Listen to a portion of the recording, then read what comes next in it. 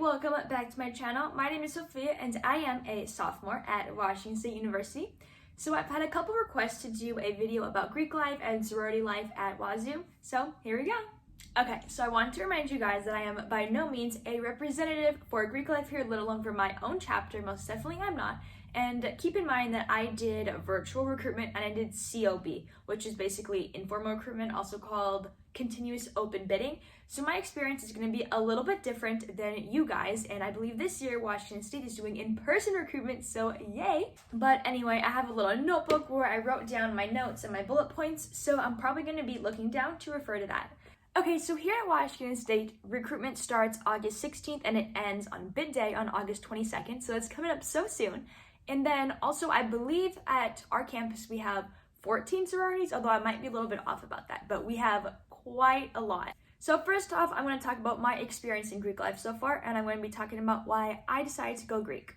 Okay, so my freshman year was online due to COVID. So basically for fall semester, I just stayed at home and I did my local community college instead of Washington State. So when I moved to campus for the spring of 2021 semester, which still was online, I knew nobody at all, and it was getting really, really lonely up in the dorms. And I had already previously decided that I did want to go through Rush, but I was stuck in a limbo as to whether to do informal recruitment in the spring or whether I should wait and do fall recruitment, which would be what you guys are doing right now. So ultimately, I just decided to sign myself up for a couple recruitment parties for informal recruitment, and I decided to join a house then. So here at Washington State, Greek life is pretty big, but by no means do you need to be in a sorority to go out to parties or to have social interactions, not at all. So if that's the only reason as to why you're interested in going through recruitment, maybe reevaluate your reason. I know that I went through recruitment to find lifelong girlfriends and future bridesmaids. I know that's cheesy, but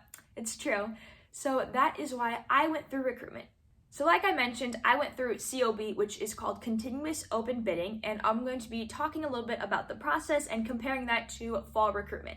So fall recruitment is also known as formal recruitment, which is essentially when your school's Panhellenic Council puts together the recruitment process for you, and you go and you talk to all the chapters on your campus. And informal recruitment is essentially when you go and you sign up for different chapters, rush parties, or recruitment parties is what they're called. They're not actually parties, they're just kind of like social events for you to meet the current members in that chapter.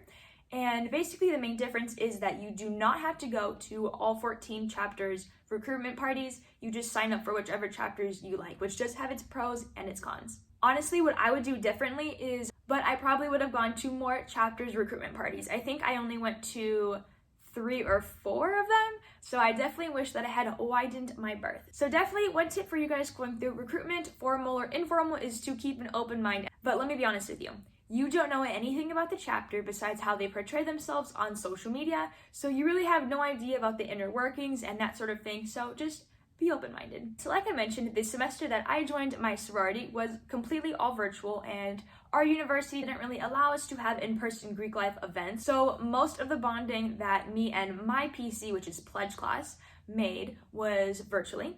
So that was a little bit tough, but still we got to know each other, and definitely a couple key points that I wanted to talk to you guys about as to my experience would be my big little experience. So that was really, really fun, and I feel like that's something that most people really look forward to, is finding their big and little. I know that was a huge draw for me. So even though my big and I are pretty different in a lot of ways, I still love her to death. She is such a sweetheart. I talk to her a lot, even though we've never met face to face, but I'm so excited to finally meet her. And it was kind of just like an automatic bond. I mean, like I told you, I did informal recruitment, so we didn't have a lot of time to meet our potential bigs, but her and I just clicked right away, and there's something special about that. So next up, I wanted to talk about how Greek life has brought me and opened up the opportunities for me to join a lot of diverse friend groups that I otherwise would have no way of meeting. I am an out-of-state student, so point being, I knew literally nobody going here besides my boyfriend, which was super, super nerve-wracking, and a lot of the girls already here at Washington State, they've known each other from high school. So that was a little bit intimidating, but like I said, so my sorority has brought me friend group galore. And it's kind of strange as to how the whole sisterhood thing works. I mean, it's not just a word that's thrown around, it's genuinely real.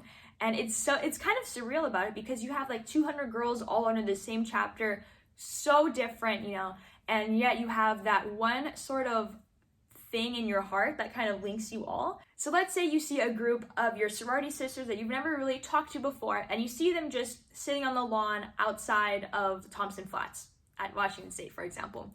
You can go up to them, having never spoken to them before, and just totally fit right in. They'll accept you with open arms. It sounds so crazy, but it's true. You can literally go up and talk to any sister and it won't be awkward. At least in my experience, it won't.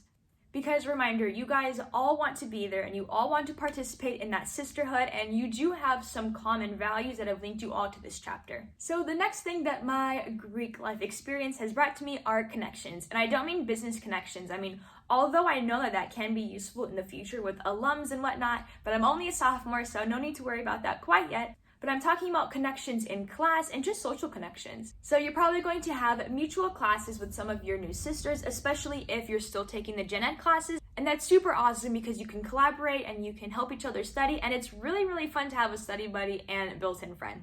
Also, what I found to be really amazing about my chapter, which I'm not going to share because I don't want to somehow persuade you guys, but whatever. So something that I thought was really amazing about a chapter that I had never really previously considered before was all those girls that are surrounding you, and a part of your chapter, they're going to be some really awesome go-getters that inspire and influence you to just go after your goals and dreams. My big has the coolest internship ever, and she is totally killing it. It's like the pathway into her first big girl job, and I'm so proud of her. It's so awesome. And that really motivates me to do my best and everything like that. And it's just so crazy to see what your sisters can accomplish because you can see the work and the progress that they put into it, and they can also help you too. And again, social connections are pretty huge. I mean, we are young adults now, so it's not like we're stuck with the same 30 kids in high school going to the same classes. So it's a huge college campus, and basically sororities are a great way to expand and to meet new people, even outside of your chapter, like meeting friends of friends. That's always fun, and you can sometimes find the best friendships like that. And pen pal love is definitely real. So basically, all the sisters in your chapter probably have some sort of innate connection or bond with one another. Not necessarily like you would give your life for this sister that you've never met before, but you know what I'm saying. There's at least some baseline or foundation of a possible friendship there.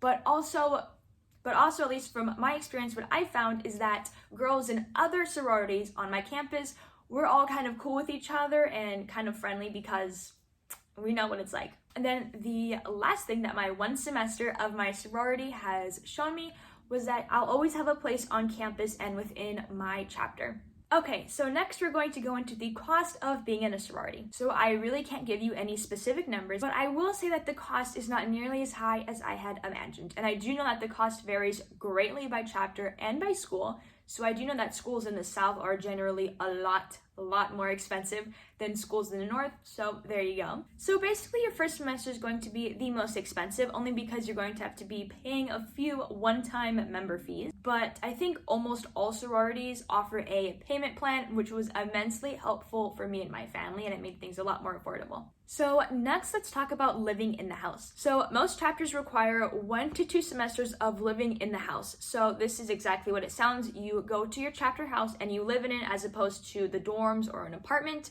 Generally, you can't do this your freshman year or your first semester freshman year. Like I said, it really depends on the house. But let's just say that I did the math, and at least at my chapter, living in is actually a lot cheaper than dorming. And I think it would be an amazing way to further that sisterhood. I know at least at my school, most sorority girls live in their houses during their sophomore year. Unfortunately, due to COVID, we could not at my chapter. So that's a bummer. I really wish that I could have done that. I think that would have been a super unique experience, and all the older girls that I ask about it have nothing but good things to say about it. So I found this chart on WSU's official website about Greek life, showing the lowest, the average, and the highest costs of being in a sorority.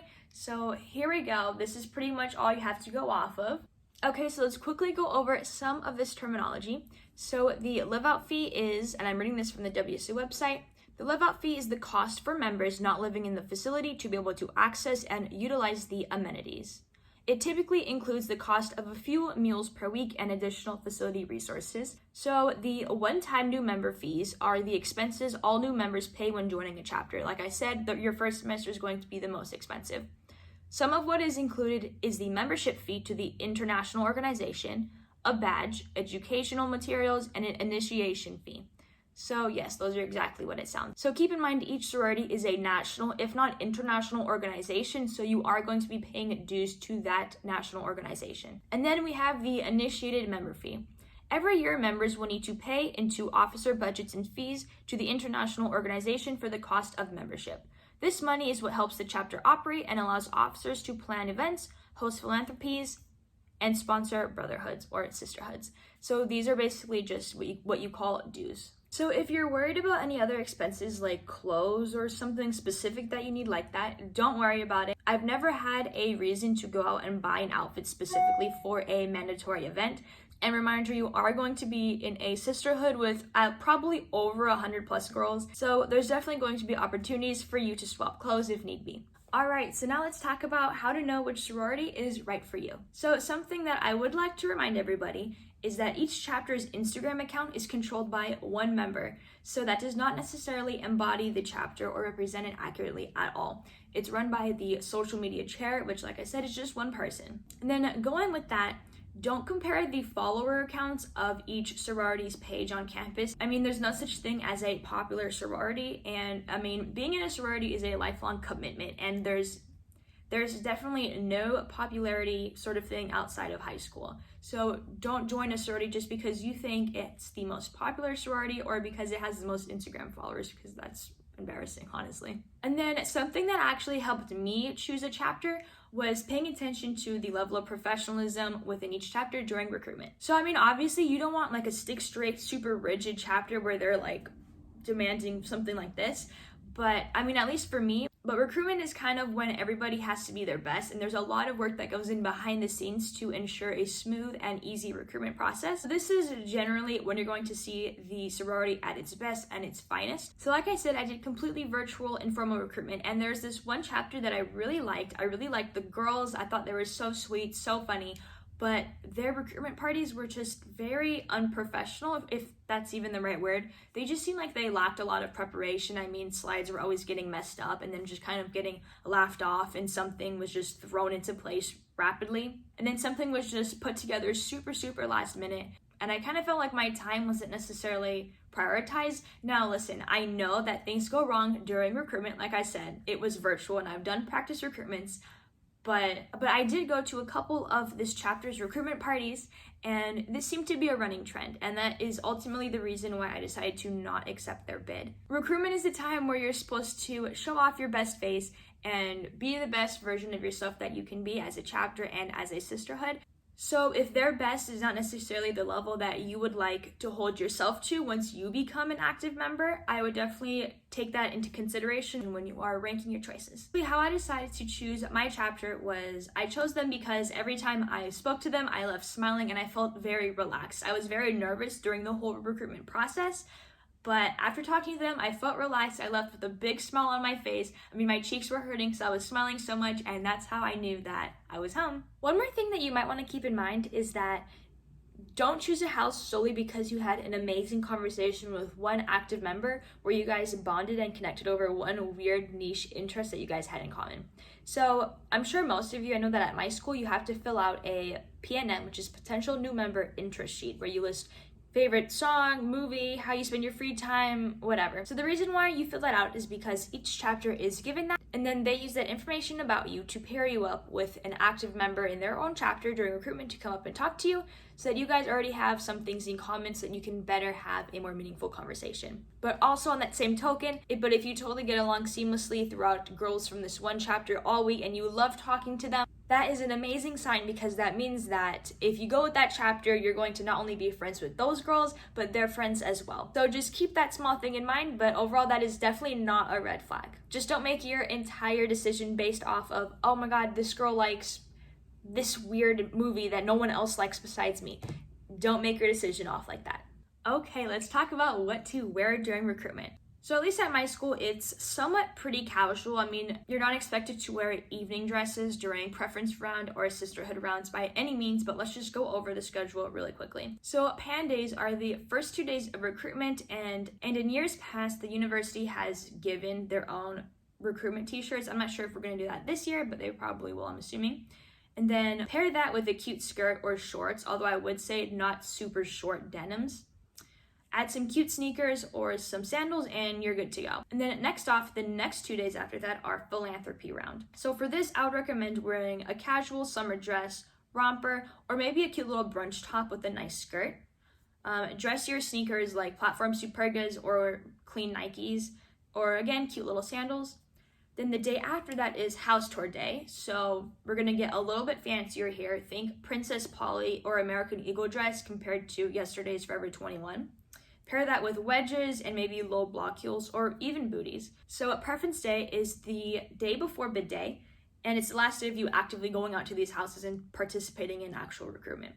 So this is when you would bring out your homecoming dress if it's not too bodycon or super formal. Think a classier sort of dress that you would wear to church, but still cute, and wedges and heels. And then the day after is bid day. So this is the day where you run home to your chapter and you kind of do like a little sisterhood bonding social sort of thing. So what I would wear is a small tight tank top so that you can easily throw on your bid day shirt, shorts, sneakers, and this event is super, super casual, so there's no need to dress up. Wear what makes you feel beautiful and confident and comfortable.